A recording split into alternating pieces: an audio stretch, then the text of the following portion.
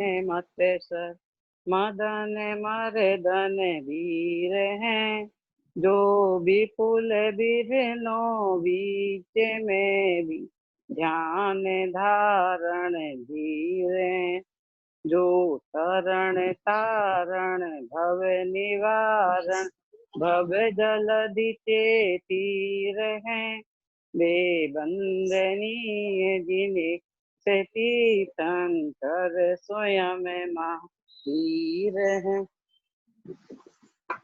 आज दीपावली का दिन है। एक प्रश्न सब लोग मुझसे करते हैं कि हम अपने आनंद की प्राप्ति कैसे करें, सम्यक दर्शन की प्राप्ति कैसे करें। अब मैं सम्यक दर्शन नाम लूंगी तो विशुद्धि मेरी नातिन मेरे सामने बैठी है, मेरी नानी जी रहने दो, अभी हम बहुत छोटे हैं, सम्यक दर्शन नहीं चाहिए। मेरी बहू भी है, कह रही अभी तो हमारी लाइफ शुरू हुई है, कहाँ आप हमें मोक्ष की ओर ले जा रहे हो। तो मैं सब्जेक्ट तो आपको पता ही है, तो मैं आनंद की प्राप्ति की बात करते हैं। तो वो चाहे छोटा बच्चा हो, 5 साल का, 8 साल का, 12 साल का, चाहे जिसकी लाइफ अभी शुरू हुई हो, चाहे लाइफ एंड की ओर हो, सबको आनंद चाहिए। तो उस आनंद के लिए हमें क्या पुरुषार्थ करना। अरे आप क्या बात करते हैं, हम तो जीवन भर वो पुरुषार्थ ही कर रहे हैं आनंद के लिए। दुख के लिए कौन पुरुषार्थ करता है, दुख तो सहज आते हैं। ये बताओ, कोरोना के लिए कोई पुरुषार्थ करता है? कोरोना तो आ जाता है, उसे दूर करने के लिए हमें पुरुषार्थ करना है। जैन दर्शन कहता है नहीं, आप हर एक चीज के लिए पुरुषार्थ करते हैं। यदि आपको पुरुषार्थ की भाषा में समझना है और सहज होने की भाषा में समझना है, तो हर चीज सहज होती है। एक एंगल से देखो तो वो पुरुषार्थ है, दूसरे एंगल से देखो तो वो सहज है। मैं तो क्या था, एक व्यक्ति था, सहज में गया मार्केट और कोरोना लेके आ गया। हमें कहेंगे उसने देखिए मार्केट जाने का पुरुषार्थ किया, मोदी जी ने कहा था घर में बैठो, उसने पुरुष सब बंधन तोड़े और बाहर गया। ये पुरुषार्थ था या सहज हुआ? तो इस शेर ने सम्यक दर्शन किया तो सहज हुआ कि पुरुषार्थ किया? कथनचित पुरुषार्थ किया और कथनचित सहज हुआ। कहाँ तक हमें करना है और कहाँ तक हो जाएगा, कहाँ तक हमारे हाथ में है और कहाँ तक हमारे हाथ से बात निकल जाती है, इसका बैलेंस जानना बहुत जरूरी है। जैन दर्शन बैलेंस का नाम, इसलिए मैंने ये नाम दिया है आत्मानुभूति के पूर्व होने वाला सहज पुरुषार्थ। पुरुषार्थ भी है और सहज भी है। तो आपको करना क्या है, कुछ बातें करना नहीं है, होंगी। कैसे? अब हम शेर की बात यहाँ नहीं कर रहे हैं, शेर की बात भी बीच में लाऊंगी। हम जहां है उसी बात करें ना। अभी शेर की बात करूंगी तो आप अरे बाप रे, पहले तो मैं मरूं, फिर मैं शेर बनूं, फिर पुरुषार्थ करूं, और पता नहीं चारण धारी मुनिराज नहीं आए, देखना लब्धि नहीं मिली, तो मुझे तो सम्यक दर्शन हो रहे नहीं। हाँ, आप अभी जहां हो ना, हम वहां से बात शुरू करते हैं। विशुद्धि कितने साल की हो? 12 साल की तो हो गई ना। हमें तो 8 साल से बड़ा चाहिए, उससे बड़ी तो हो, ठीक है ना। तो बस आपको 8 साल से बड़ा होना है, मनुष्य गति में हो, बस। आने समझने की लायक बुद्धि चाहिए, वो आप में है। मेरी बात मैं कह रही हूँ, आप समझ रहे हो, तो बस इतना ही चाहिए। तो इसमें आपने क्या किया? अरे मैंने क्या किया, मैं तो पैदा हो गई थी बस इतने साल पहले, अपने आप आ गई बुद्धि मुझ में। ठीक है, तो दूसरे काम चाहिए मेरे को आपसे कि आप मेरी बात सुनो।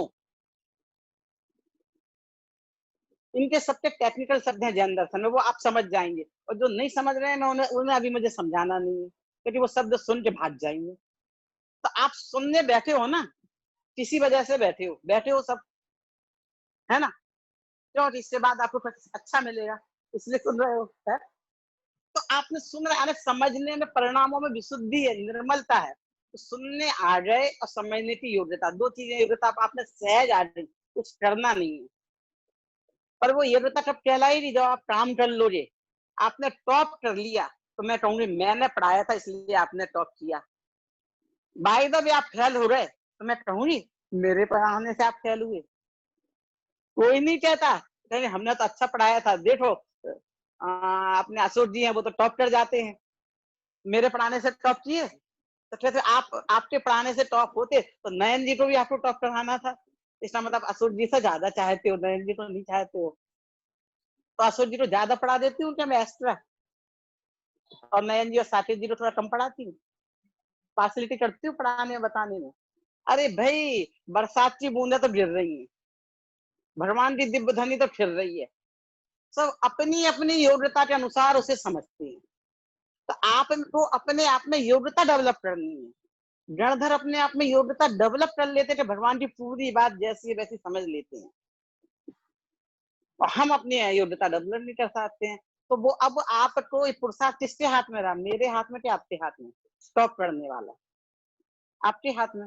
मैं तो सबको समान रूप से बता रही हूँ, पानी की बूंदें तो झर रही हैं। अब एक व्यक्ति गरम तवे पर उसे लेता है और उसमें उड़ जाती है, एक ने नहर बना ली तो उसको साल भर खेती मिलती रहती है और धन फल फूल जाता है। अब दो चीजें हमें मिल गई, करना क्या है, देशना, सारा पुरुषार्थ देशना। विकल्प पात में पुरुषार्थ कहाँ है, यानी सोच सोच के जो पुरुषार्थ करते कहाँ है, हमें सुनना है बात। सुन तो हम रहे हैं, मात्र सुनने से कुछ नहीं होने वाला।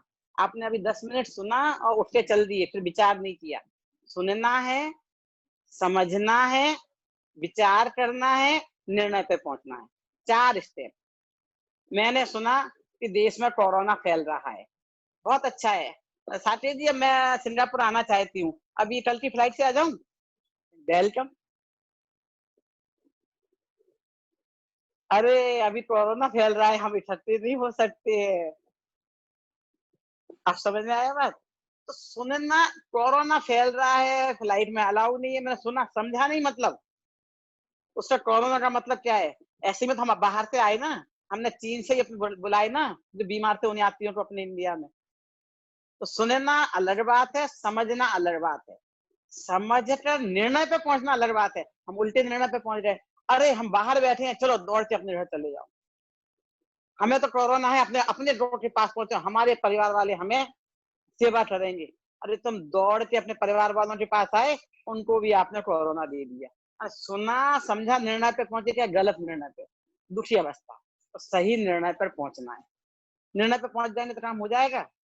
नो, उस पर चलना है, उसमें रुचि डेवलप करना है, समझना है। तो समझ, सुनना, समझना, रुचि डेवलप करना, ये 4 स्टेप है इसके। फिर अब निर्णय पर पहुंच गए, जिस चीज से हम निर्णय पे पहुंच जाते उसकी हमें रुचि डेवलप हो जाती है, इंटरेस्ट पनपने लगता है उसमें। रुचि डेवलप होना मतलब इंटरेस्ट पनपना, और हमें वो काम बार बार करने का मन होता है।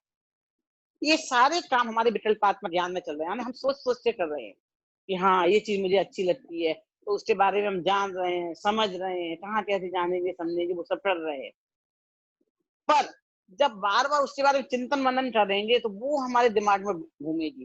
तो जब सोचते सोचते जो चीज के बारे में आप सोच रहे हो वो आपके सपने में आने लगे, यानी चिंतन मनन इस स्तर पर पहुंच जाए कि हम उसमय हो जाए, उसमें रम जाए।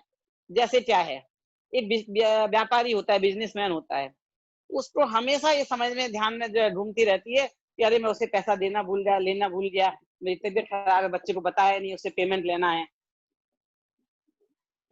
एक गृहिणी है, हाउस वाइफ है, उसको सपने में क्या आता है, अरे मैं तो छोले भिगोना भूल गई, सुबह तो मुझे छोले भटूरे बना देते। वो ही सपने में आया। एक स्टूडेंट है, उससे सपने में क्या आता है, मैं परीक्षा देने जा रही थी और पेन घर पे छोड़ गई, मैं एग्जाम हॉल में पहुंची और मेरे पास कार्ड नहीं था एंट्री का, मेरे पास इंक नहीं थी, मैं लिख नहीं पा रही हूँ, पेपर आधा हुआ।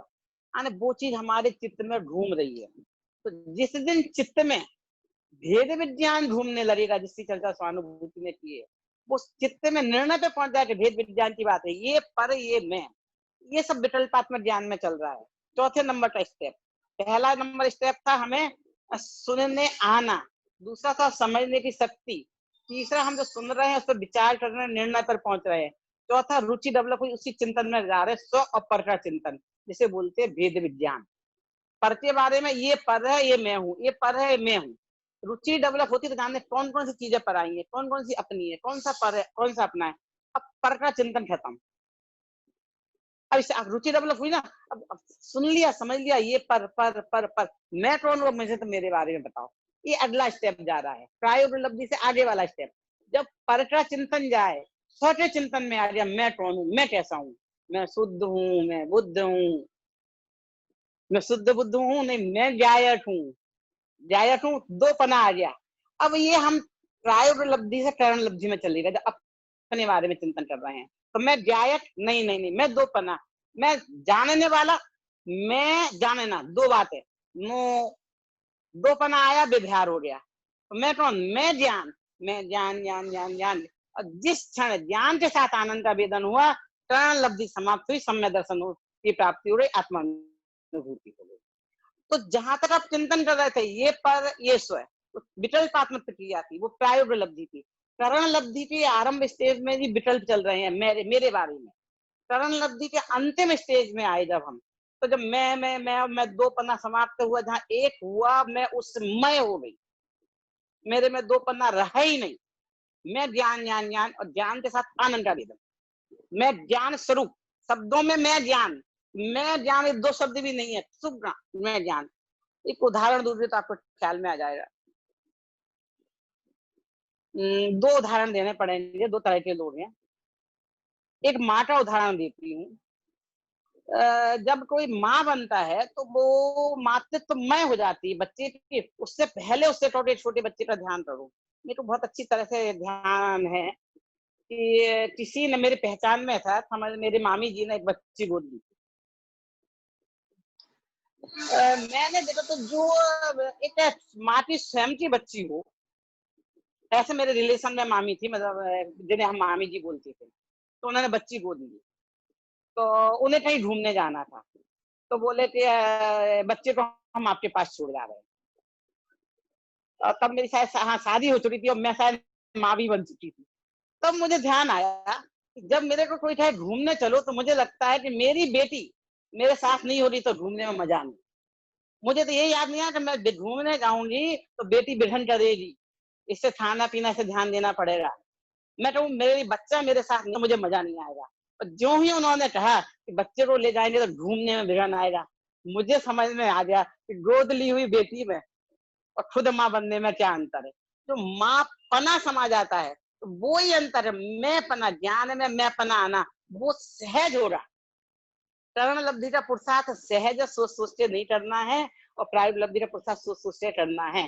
तो माँ में माँ पना डाला नहीं जाता है, वो सहज आता है। उससे पहले जब छोटे बच्चे से किसी को बोलो कि हम तुम्हें शादी होगी तो बहुत मजा आएगा।